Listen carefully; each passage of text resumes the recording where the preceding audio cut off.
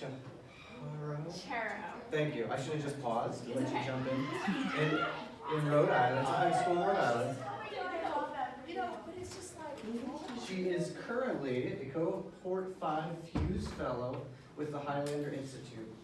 She moderates the @blended_ELA branch of the Blended Learning Network. She founded the Young Educators Society of Rhode Island in 2018 in only her third year of teaching. Wow. Yes, RI was created to provide a space for all with educational professionals. And watch for her hand-drawn gifts in her presentation because they're amazing. Erin, the floor is yours. Thank you so much for that introduction. I really appreciate it. So as he said, my name is Erin Hall. I'm from Rhode Island. I'm a small beach community where they combined the names of all of our towns and created the Chariho district. So it sounds made up. It's because it is. I'm in my 4th year teaching. I was not always at Chariho. I came from an urban charter school in the northern end of our state, so 45 minutes away from where I am now. Big difference. In that school, I was first-year teacher. I was surrounded by first-year teachers as well. A lot of the school was hired at the same time I was, so it was a really interesting community. I kind of refer to it as the summer camp year, where we're all in the trenches, we're all doing the same thing together. We have no idea what we're doing. We're building the plan as it's flying, creating my own curriculum as a first-year teacher. It's crazy. And the social networks were great. I mean, we all bonded so much. I have some lifelong friends from that year because we were all experiencing the same thing together. So fast forward a year, I'm now at a larger public district. I'm in a really well-established department. I have a department chair. I'm super thrilled. I have a lot of experienced people around me. But when I got there, I was one of the few people who was under 30. So it wasn't a great social network per se, like we weren't going out to taco nights on Fridays anymore, but I was able to learn from the experienced professionals all around me, and that was an incredible professional support.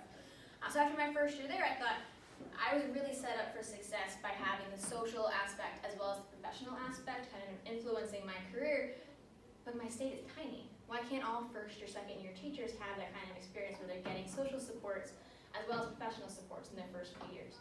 That really set me up for success, but I know my story is really unique. Across the country, nationally, we have a huge lack of continuing first couple year teachers. 50% of our teachers actually drop out of the entire profession before they reach year 5. About 30% drop out before they reach their second year. So our retention levels are crazy. We also have a decrease in enrollment in college prep programs for teachers. In 2009 to 2014, there was a drop of 35% enrollment across the country. So while our student bodies are rising, our teacher pool is shrinking. That's due to a couple things. One big one is a lack of diversity in our teaching pool. It's mostly female, and it's honestly mostly white. Because we have kids sitting in the classrooms who look at their teachers and say, that's not going to be me when I grow up because I am not represented in my school and staff room. We also have this perception of teaching being like a temporary job, typically for women before they reach their real job of becoming parents, right? It's not a job that people stay in long term.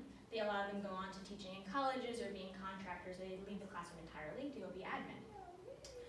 We also have a lot of lack of support. Looking at the Chicago teachers strike a couple of weeks ago, it was crazy to see how little support the community was giving those teachers.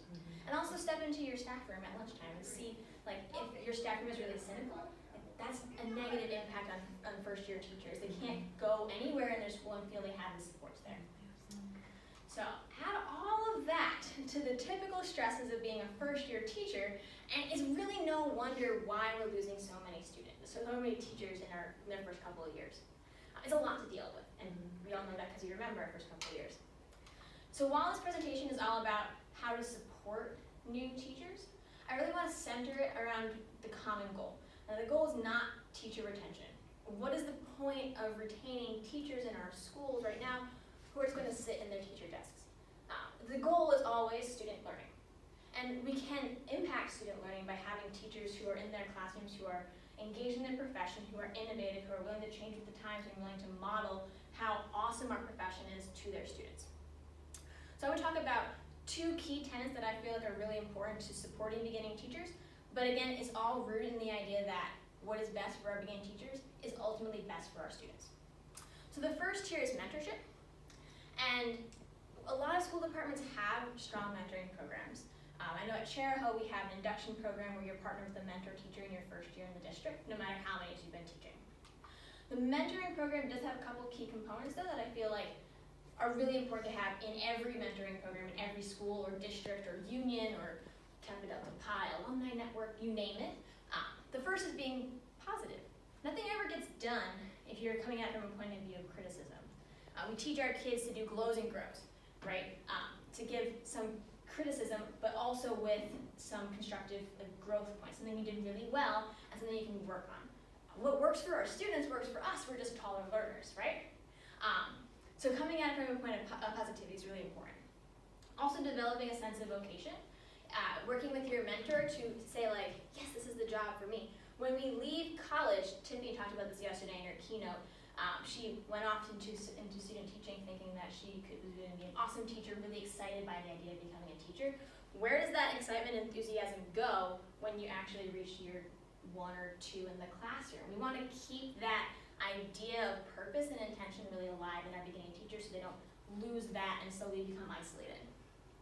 Expanding assessment skills is another really key point in mentoring. Working with someone who's older and more established in your department can really help you write better tests or quizzes, work with students, scaffold your instruction, and ultimately create more rigorous assessments for your students than you would when you come right out of a college classroom where you did all those for a professor but you never actually got to work with students. Professional development is the next key tenet.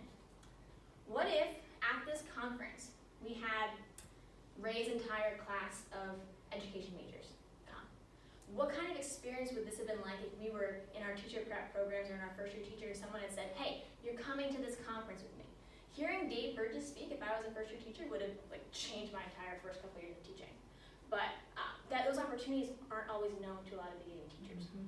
I know a lot of people in their first year aren't like, I'm gonna go to the Teach Better blog and I'm going to write down all these resources. They don't even know that exists, they're barely surviving. Stacks of grades are coming up. How can I go to that ed camp next week? And I have to grade papers, right?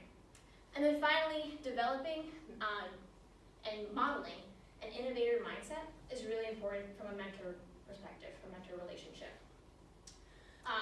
The idea that you are coming into the profession with a lot of new ideas should be celebrated, right? And you should be shown pathways where your ideas can have value and voice in your school district.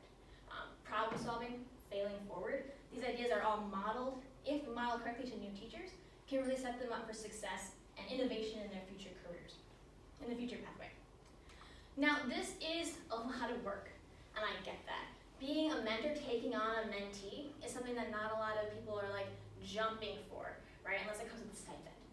So how can we make mentoring positions more approachable in our school districts, more desirable is another word for it. It is a lot of effort, but ultimately that social process is really what helps teachers feel like they have a place in the profession. The social process also goes on to my next point, which is collaboration. When I say collaboration, I don't mean in a department. I mean with people who are experiencing the same things that you are at the same time, or around the same time. When you are collaborating with somebody, it is a lot easier to be more authentic and open if you're in an environment where you're not feeling like you're being judged or evaluated. I would be more willing to talk about some struggles that I'm having in my classroom with a friend as opposed to my department chair, right? You're able to be more authentic, and not just with struggles, but with celebrations.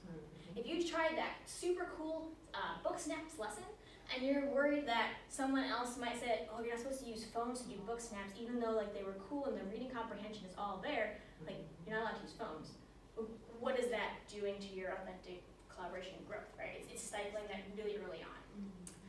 So finding those areas of low pressure environments and low pressure, just talking sessions is really helpful.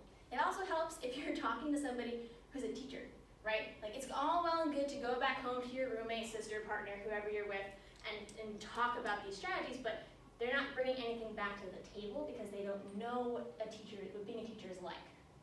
So while that's helpful to get it off your chest, having them a space where you can talk with somebody who has collaborative solutions to offer you is a lot more beneficial. And those spaces are really hard to find, I'll be totally honest. Finding those spaces, though, does help providing teachers with some confidence, the ability to try and be more flexible in the classroom, and opens up some leadership opportunities. So if you're surrounded by a group of people, first year teachers say in your entire district, not just in your department or in your school, and you're sharing your voice, you see that your voice has value. So you're going to be more likely to be confident in the classroom and also gain respect in your community by sharing your voice more frequently. Not every first year teacher is going to jump on the school improvement team committee meeting, right? They're not going to seek out these opportunities to lead or have their voice shared because they don't know that it has value yet. But if you're used to sharing your voice in an open, collaborative, authentic space, you're more likely to take that back to your classroom. And we already know that what we do and say in the classroom is seen by our students right away. If we are confident, we're less likely to have these behavior management issues typically associated with first year teachers, because we're showing that kind of confidence and our students are receptive to that. Also, kind of an obvious one, if you're in that kind of collaborative space, you're able to be a more effective goal setter. You're able to write attainable, smart goals that are going to have a stronger impact on your students. I'm reflecting back on my first year, second year professional growth goal for my evaluation cycle, and like writing down all these pie in the sky things I learned in my college classrooms, and I'm going to be like all the way at the top of the education sphere, first 2 months in the classroom.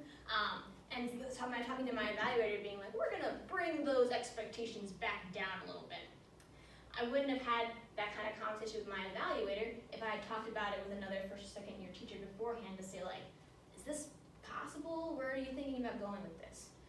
And again, those kind of conversations are really helpful in the long term and just goal setting for your classroom.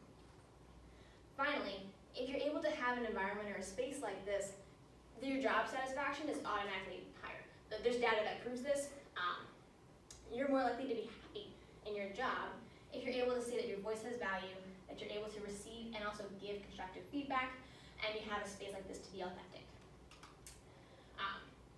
These 2 tiers, I think, are really, really important for new teachers, and a lot of schools have one but not the other.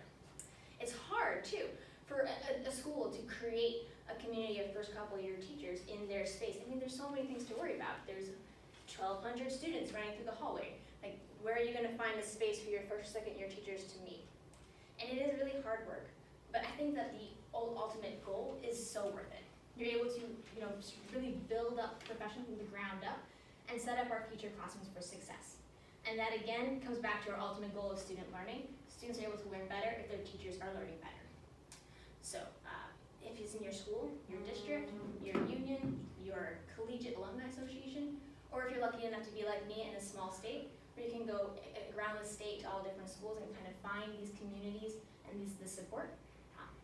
I'm really excited for you to share that with me, so I hope you guys connect with me and share your progress in your school or community. Thank you so much. Great job.